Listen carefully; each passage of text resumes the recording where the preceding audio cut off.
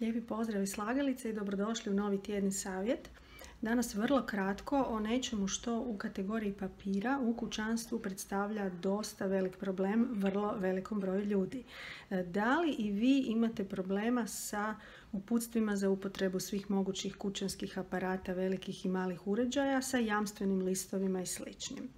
Ako imate, onda je možda kraj godine, psihološki period za raščišćavanje i dovršavanje nekakvih projekata, idealno vrijeme da se pozabavite i tom kategorijom hrpa u vašoj kući.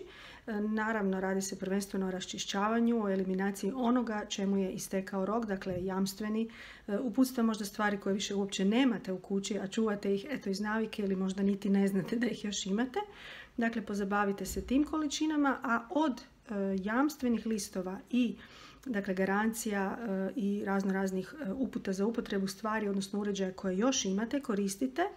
Ne bi bilo loše da datume isteka tih garancija zapišete na male naljepnice i nalijepite na poleđinu ili dno pojedinog uređaja ili na unutrašnjost, ako se recimo radi o hladnjaku ili o perilici, pa onda je to negdje rub vrata ili slično. To su vrlo mali trikovi, ali vrlo korisni u trenucima kvarova, hitnog zvanja servisera koji će vas tražiti između ostalog upravo tu informaciju, ali svakako se pobrinite da jamstveni listovi, dakle garancijske one papirići ili papiri koje ste dobili uz račun, budu lijepo uredno arhivirani, odnosno složeni tamo gdje im je mjesto.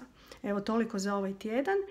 Hvala vam što pratite slagalicu i do sljedećeg tjednog savjeta. Lijepi pozdrav!